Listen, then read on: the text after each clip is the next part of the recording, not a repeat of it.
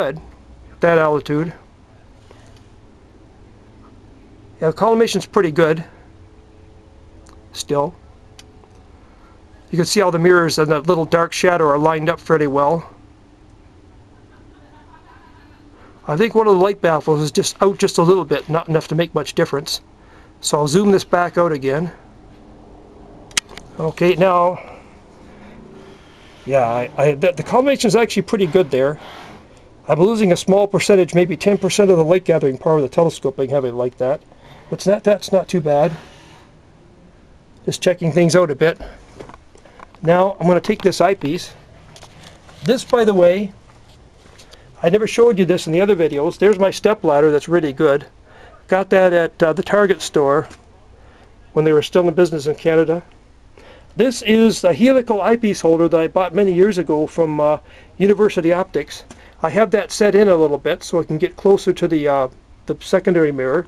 Whoops! At that time I didn't think I could focus the system very well without doing that. Pardon me. I just moved to swat a mosquito that was on my arm. Okay, here's this, and this is a light baffle. That pardon me, a mosquito again. Whoa! This is a light baffle. That type thing that helps keep stray light from going into the eyepiece. There's a little bit of dirt there. I can't get it now. And then maneuver that around.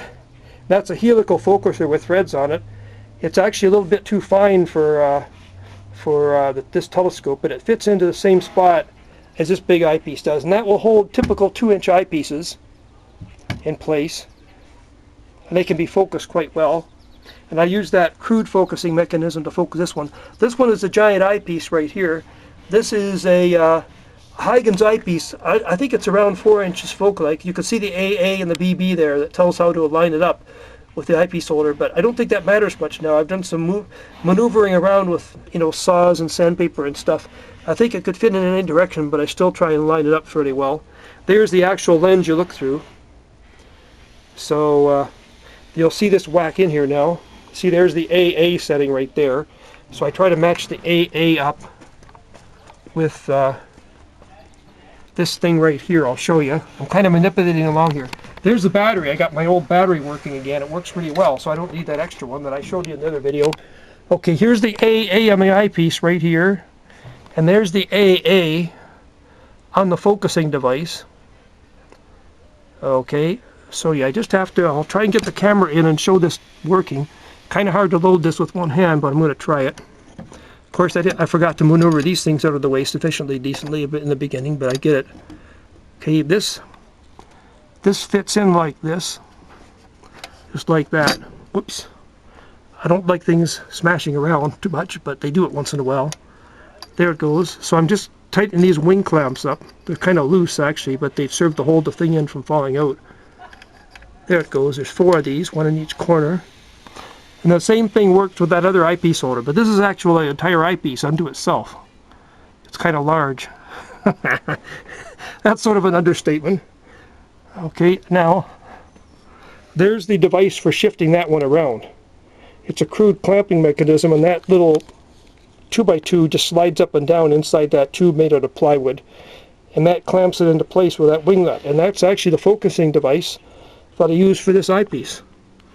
So it's crude, but actually it works pretty well overall. Let's see now, what else can I show you about here? Here's some of the other things. This is supposed to be some right angle finder devices that I made, but the mirrors are kind of dirty now and they get dewed up pretty well, but eventually I'll get these working. In about that position, that loop looked at in this mirror when looking overhead in the sky is aimed fairly accurately with regard to at least the finder scope and the telescope. It gives a reasonably good method of aiming fairly accurately. The best way, see, this one has a similar device in it too, but it's, wait a minute, yeah, it's not functioning too well right at the moment. But it's actually, it aims with regard to that thing right up there, I think. Something like that. I'll see if I can maneuver in a little closer. Yeah, just the edge of that thing, but I forget how it works. But that's about a 1 1/4 power, a little telephoto lens for an old camera that I never had. I just bought these things for some reason. Oh, I know, they were for, I think they were for a twin lens reflex or something that I sold, yeah, years ago. So an ancient twin lens reflex camera. Once again, there's the handle that prevents me. I already hit my head against that thing once. So anyway, you've seen the setting circles on another video and how they work pretty well. So that's about it. So what I'm going to do now is temporarily just I'll give you a shot of these counterweights down here that are, there's quite a few of them actually, more than you'd think. See, there's some there, they're pretty heavy, held on by that fairly good clamp right there. That's just a spring clamp. And then there's some down here. I think there's 3 of them that are 25 pounds each to balance that part of the tube that sticks way out, and there's a whole bunch down there too. So there's a lot of counterweights hanging around here and there. And there, of course, is the ancient Celestron drive corrector and its little control box, which I just leave there. So, let's see, I've recorded a little bit too much, so I may have to break this up into 2 videos. So you'll probably, I've gone more than 16 minutes, so you'll probably see this in 2 separate videos, which is always fun to do. So anyway, oh yeah, I don't think I showed you the slow motion control, the actual way it functions. If I want to have a slow motion and declination, this spring tends to pull those two big boards together, and that bolt bears against a metal plate under there. It's a 1/2 inch bolt with a wing nut on it. I think you can see that okay. And that tends to push the 2 plates apart. And by doing that, it actually turns the telescope. You can turn it in very tiny amounts in declination. It's really very effective. Even at 635 power, I can center a star or a planet or a globular cluster or anything I want quite accurately in declination using that, once I get it basically anywhere in the field of view.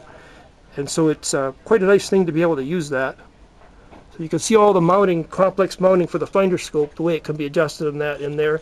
But actually, that's sort of frozen in place now with glue.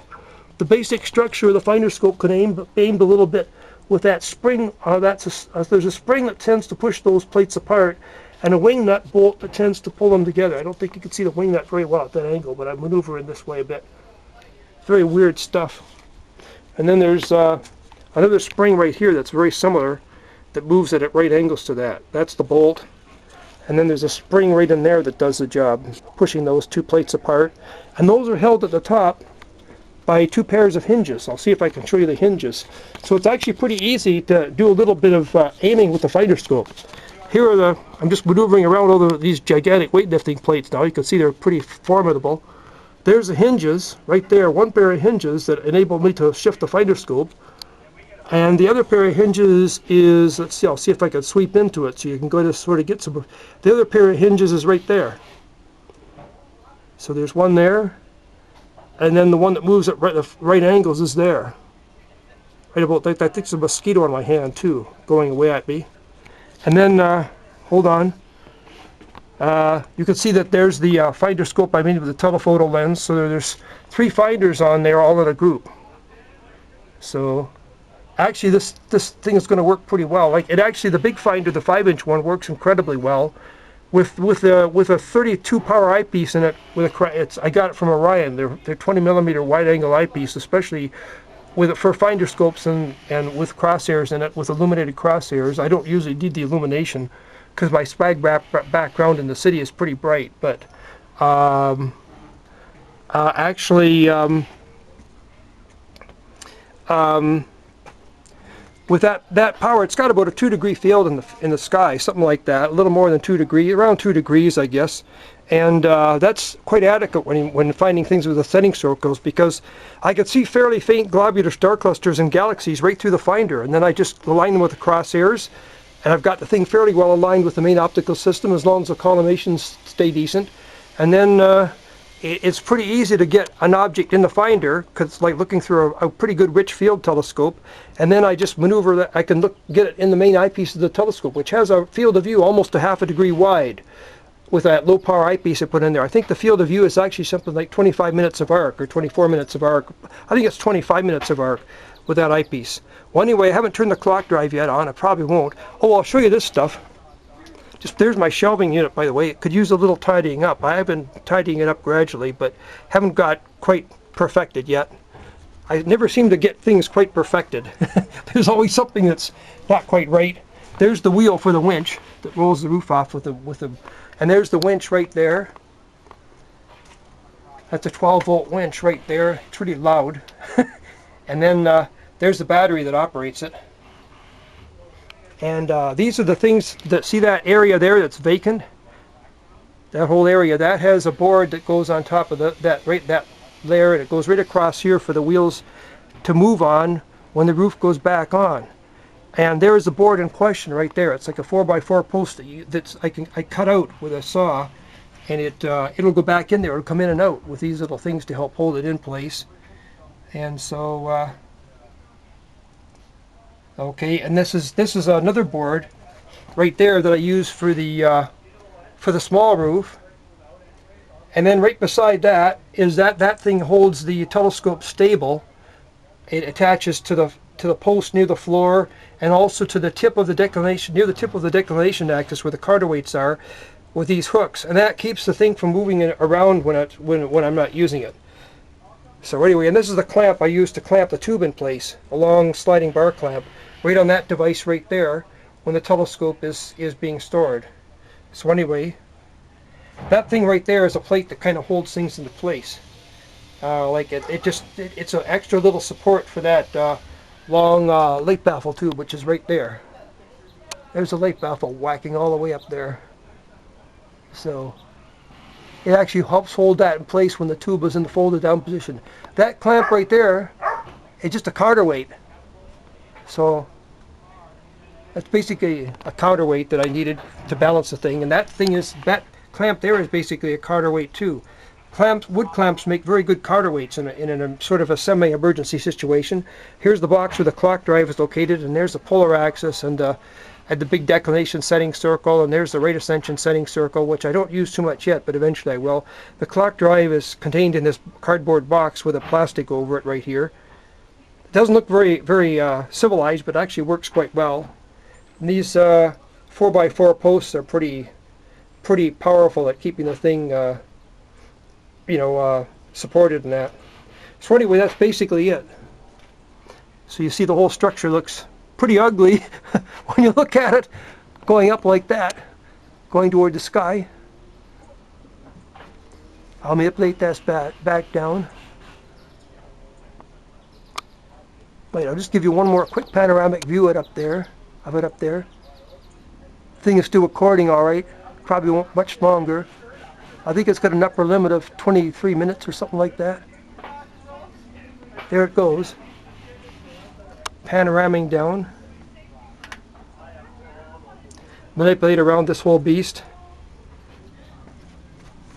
There's that eyepiece holder that I might use tonight. There's my manual winch that I can sometimes use to move the roof if I want.